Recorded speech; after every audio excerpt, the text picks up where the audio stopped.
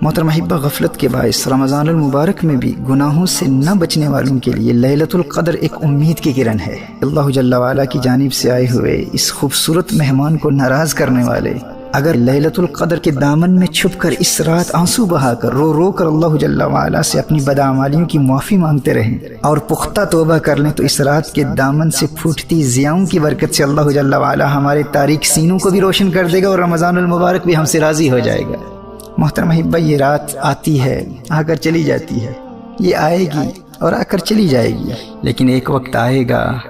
جب یہ رات آئے گی پر ہم نہ ہوں گے۔ آج دنیا میں کتنے اہل ایمان اس رات کے آنے سے قبل ہی موت کے آغوش میں جا پہنچے۔ شکر ادا کرو اللہ کا کہ اللہ نے تمہیں اس رات تک زندہ رکھا۔ سنن ابن ماجہ کی حدیث نبی کریم صلی اللہ علیہ وآلہ وسلم نے ارشاد فرمایا، جو شخص اس رات سے محروم رہ گیا گویا کہ تمام کی تمام بھلائی سے محروم رہ گیا، اور اس کی خیر سے محروم نہیں مگر وہ شخص جو حقیقتاً محروم ہے۔ Allah Akbar. A truly deprived person, a completely lost cause is the one who is deprived of worshipping Allah Jalla wa'ala throughout this night. And what would be the state of those who sin during this night? Those who watch movies and pass their time playing computer games. نبی کریم صلی اللہ علیہ وآلہ وسلم نے سابقہ انبیاء علیہ السلام کی امتوں کی طویل عمروں اور اپنی امت کی قلیل عمروں کو ملاحظہ فرمایا تو دل شفقت سے بھر آیا، اور میرے آقا صلی اللہ علیہ وسلم رنجیدہ ہو گئے کہ میری امت بہت کثرت سے بھی نیکیاں کرے، ان کی برابری نہیں کر سکے گی۔ تو اللہ کی رحمت جوش میں آئی اور اپنے حبیب کریم صلی اللہ علیہ وآلہ وسلم کو لیلۃ القدر عطا فرما دی کہ حبیب آپ کا امتی فقط اس ایک رات عبادت کر لے تو آپ کا رب آپ کے اس امتی کو 1000 مہینوں سے بھی زیادہ عبادت کا ثواب عطا فرما دے گا۔ صحیح بخاری کی حدیث نبی کریم صلی اللہ علیہ وآلہ وسلم نے ارشاد فرمایا، من قام لیلۃ القدر ایمانا واحتسابا غفر له ما تقدم من ذنبه، جو ایمان اور احتساب کے ساتھ اس رات قیام کرے گا یعنی تمام رات عبادت کرے گا، اللہ جل وعلا اس کے ماضی کے تمام گناہوں کو معاف فرما دے گا۔ امام قرطبی علیہ رحمہ نے سیدنا کعب الاحبار رضی اللہ تعالیٰ عنہ کے حوالے سے سورۃ القدر کا ایک شان نزول یہ بھی بیان کیا ہے کہ بنی اسرائیل کے ایک بادشاہ کے 1000 شہزادے تھے، وہ اپنے ہر شہزادے کو اپنے مال کے ساتھ لشکر کے لیے تیار کرتا اور جہاد کے لیے بھیجتا۔ وہ شہزادہ 1 مہینہ جہاد کرتا پھر شہید ہو جاتا۔ یوں 1000 مہینوں تک وہ بادشاہ اپنے ایک ایک شہزادے کو جہاد پر بھیجتا رہا، اور اس دوران خود وہ بادشاہ رات کو قیام کرتا اور دن بھر روزہ رکھتا۔ جب 1000 مہینوں میں 1000 بیٹے شہید ہو گئے تو وہ بادشاہ خود جہاد پر گیا اور خود بھی شہید ہو گیا۔ لوگوں نے کہا کہ بنی اسرائیل کے اس بادشاہ کا مرتبہ کوئی نہیں پا سکتا، تو اللہ جل وعلا نے یہ آیہ مبارکہ نازل فرمائی، لیلۃ القدر خیر من 1000 شہر، محبوب کی امت کو یہ ایک رات دی گئی ہے جو 1000 مہینوں سے بہتر ہے۔ اس رات کے جھرمٹ میں اللہ جل وعلا کی بے پناہ رحمتوں کے نزول کے دوران اللہ کی عبادت کرتے رہو، آنسو بہاتے رہو، رو رو کے اللہ جل وعلا سے معافی مانگتے رہو۔ اس منبع برکات رات کی عبادت کی برکت سے تمہیں 1000 مہینوں سے بھی زیادہ عبادت کا ثواب ملے گا، اور اس رات سے حاصل کیا گیا نور تمہاری دنیا کو بھی روشن کر دے گا اور قبر میں بھی چراغاں کر دے گا۔ لیکن دوستو یاد رکھنا، 4 لوگوں کی مغفرت اس رات کی عبادت کے باوجود بھی نہیں ہوتی۔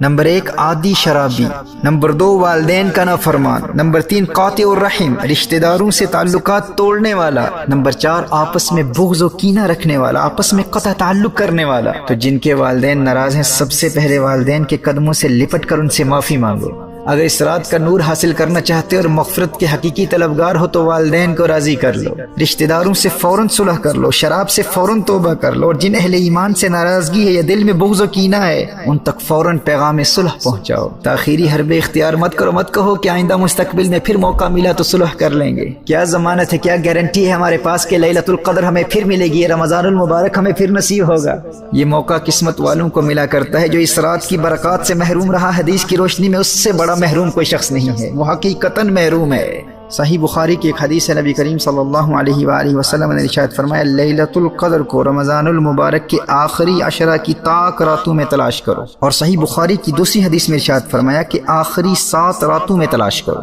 اب اس رات کے تعین کے حوالے سے اگرچہ علماء مفسرین و محدثین کا اختلاف ہے، لیکن سیدنا عبداللہ ابن عمر رضی اللہ تعالی عنہما، سیدنا ابی بن کعب رضی اللہ تعالی عنہ، سیدنا الشیخ عبد القادر جیلانی رحمہ اللہ اور سیدنا بایزید بسطامی رحمہ اللہ جیسے اکابرین کی یہی رائے ہے کہ لیلۃ القدر 27ویں شب کو ہی ہے۔ تو اس رات کے معمولات، عبادات و وظائف کے حوالے سے یاد رکھیے کہ جن کے ذمہ قضا نمازیں نہیں ہیں وہ اخلاص نیت کے ساتھ مکمل یکسوئی سے کثرت سے نوافل پڑھیں۔ اگر ممکن ہو تو سورہ فاتحہ کے بعد 1 مرتبہ سورۃ القدر اور 3 مرتبہ سورہ اخلاص پڑھیں، اور ہر 2 رکعتوں کے بعد مکمل یکسوئی اور انہماک کے قلب کے ساتھ نبی کریم صلی اللہ علیہ وسلم کی بارگاہ میں درود و سلام کے گجرے نچھاور کریں۔ اور ان چھوٹی راتوں کی وجہ سے اگر صلاۃ التسبیح نہ پڑھ سکیں تو کم از کم 2 نفل صلاۃ التوبہ ضرور پڑھیں، 2 نفل شکرانے کے پڑھیں، اور 2 نفل حفظ الایمان، پروٹیکشن آف ایمان کے لیے ضرور پڑھیں۔ اور جن کے ذمہ قضا نمازیں ہیں تو پہلے ان قضا کی گئی نمازوں سے توبہ بھی کریں، اور نوافل کے بجائے کم از کم قضا عمری کا آغاز اس رات ضرور کر لیں، اور قرآن کریم کی تلاوت کریں، کیونکہ اسی رات قرآن کریم لوح محفوظ سے آسمان دنیا پر نازل ہوا تھا، اور پھر بتدریج 23 سال کی مدت میں نبی کریم صلی اللہ علیہ وآلہ وسلم پر نازل ہوا۔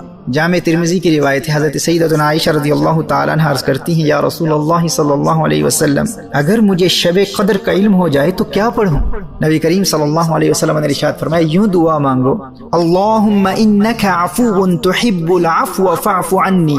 اے اللہ تو معاف کرنے والا ہے اور معاف کرنے کو پسند کرتا ہے، لہذا مجھے بھی معاف فرما دے۔ یہ شب قدر کا خاص وظیفہ، اسے کثرت سے پڑھیں، اللہم انک عفو تحب العفو فاعف عنی۔ اور اگر دنیا و آخرت کی ہر بلا اور ہر مصیبت سے نجات چاہتے ہیں اور ہر دشمن سے حفاظت چاہتے ہیں تو سنو، مولا علی کرم اللہ وجہہ الکریم ارشاد فرماتے ہیں، جو لیلۃ القدر میں سورۃ القدر 7 مرتبہ پڑھ لیتا ہے تو اللہ جل وعلا اسے ہر بلا سے محفوظ فرماتا ہے، اور 70,000 فرشتے اس کے لیے جنت کی دعا کرتے ہیں۔ تو گناہوں سے توبہ کے ساتھ ساتھ 7 مرتبہ سورۃ القدر اس رات ضرور پڑھیے گا۔